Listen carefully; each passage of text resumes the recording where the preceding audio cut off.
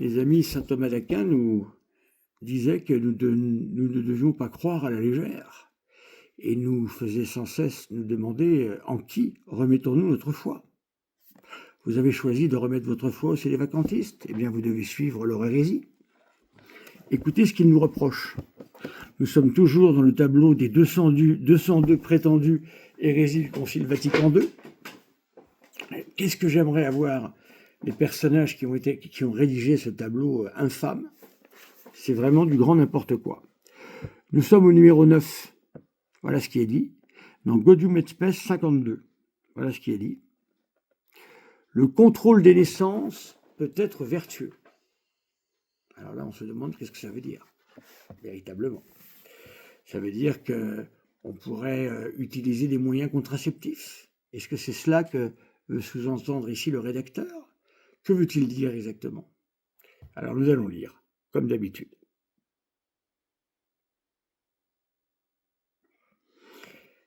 Les spécialistes des sciences, principalement biologiques, médicales, sociales et psychologiques, peuvent rendre de grands services pour le bien du mariage et de la famille, ainsi que pour la paix des consciences. Si, cela veut dire en bon français que pour le moment, lorsque le concile est écrit, c'est pas en place tout ça.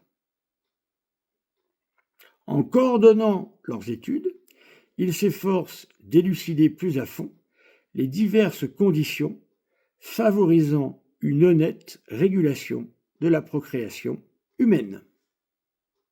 Alors ici, nous sommes dans de la morale catholique pure. Je rappelle que en 1968, le pape Paul VI, contre toute attente, usant de son infaillibilité pontificale en quelque sorte, c'en est une démonstration, à travers l'évangile, à travers l'encyclique Humanum Vitae, que certains osent critiquer, parce qu'elle n'est pas assez ceci, pas assez cela. Je vous mets au défi d'avoir de tels propos en juin 68, après la révolution de mai 68. Et surtout quand le pape, en tant que théologien moral personnel, eh bien, lorsqu'il était que Montigny, croyait le contraire. Il va prêcher contre sa propre pensée de lorsqu'il était moraliste. Donc il ne parle pas en tant que docteur privé ici, il parle en tant que pape. La formule n'est pas, comme nous disent ces menteurs, là, pardonnez-moi, ce sont les menteurs, ces gens, des trafiquants, ils trafiquent la parole de Dieu. Le contrôle des naissances peut être vertueux. Qu'est-ce que cela veut dire? On n'est pas en train de parler de contraception, on n'est pas en train de parler de moyens illicites de contrôler les naissances. Il nous est dit qu'il faut favoriser, c'est-à-dire mettre en pratique, permettre une honnête. Qu'est-ce que c'est qu'une honnête? Eh bien, ça veut dire, lorsque c'est honnête, ça veut dire que ça répond à ce que l'Église attend, bien évidemment. C'est honnête, voilà, une honnête personne, une honnête femme, un honnête homme, favorisant une honnête régulation de la procréation humaine. Régulation de la procréation humaine. Cela veut dire que dans une famille, dans un couple, il est absolument nécessaire de réguler la procréation.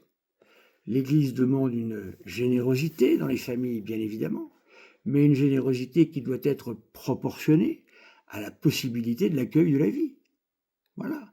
Donc une famille catholique doit utiliser des méthodes à sa disposition, les plus modernes possibles, si elles sont en corrélation et si elles ne sont pas en contradiction avec la morale catholique.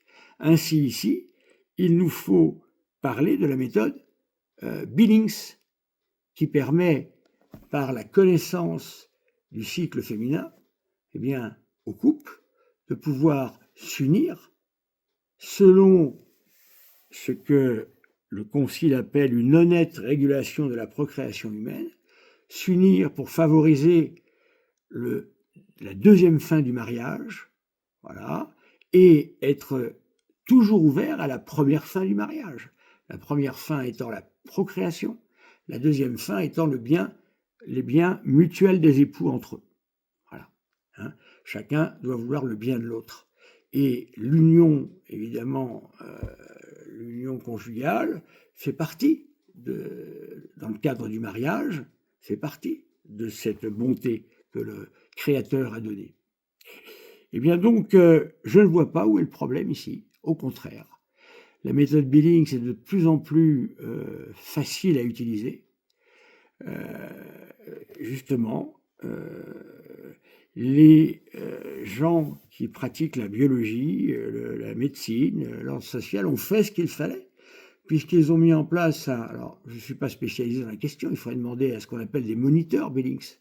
Ils ont mis en place une espèce de petit boîtier électronique qui permet à la femme, par des manœuvres dans lesquelles je ne vais pas rentrer parce que déjà je ne les connais pas, hein, il faudrait que je rentre, il faudrait que je m'y intéresse de près, mais permet au couple d'avoir une juste et honnête régulation des naissances. C'est-à-dire, eh bien, peut-être que la situation financière d'un couple ne lui permet pas d'avoir d'enfants sur 1 année ou 2 années, eh bien peut-être que la 3e année, ils en auront un. Voilà. Du moment que l'ouverture à la vie demeure, et du moment surtout que, écoutez-moi bien, parce que ces gens ne connaissent pas la morale catholique, ce qui compte, c'est de ne pas dénaturer l'acte conjugal.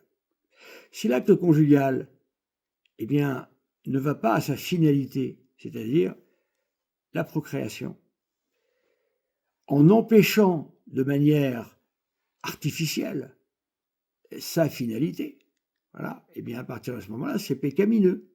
C'est humanité, par exemple, la pilule contraceptive. Mais tous les moyens de contraception dénaturent l'acte conjugal. Car l'acte conjugal est fait pour être un acte qui puisse conduire à la vie, mais pas nécessairement, à chaque fois, conduisant à la vie. Attention à la manière dont on conçoit tout ça, mes amis. Il faut avoir une vision humaine de l'acte conjugal, très humanisée. Voilà.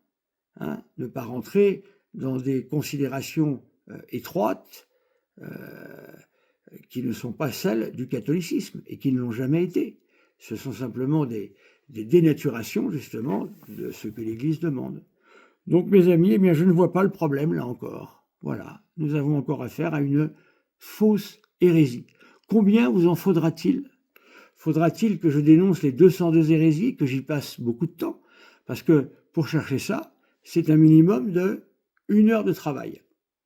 Il y en a 202, ça va me demander 202 heures de travail. Minimum, parce qu'il y en a qui vont beaucoup plus loin. Attention. Et parce que j'ai une bonne formation, merci à mes maîtres, que je ne remercierai jamais assez. Merci à mes maîtres qui m'ont donné une formation catholique et une formation en adéquation avec ce que l'Église demande aujourd'hui. Parce qu'il faut être un homme d'aujourd'hui et pas nécessairement se vanter de refuser tout ce qui se fait aujourd'hui. Il n'y a pas que de mauvaises choses qui se font aujourd'hui. La preuve, la méthode Billings aujourd'hui est beaucoup plus facile et beaucoup plus fiable que les anciennes méthodes qui étaient utilisées. Donc, vous voyez, ça s'est amélioré et c'est meilleur. Voilà, mes amis. Donc, tout est entre vos mains. Merci.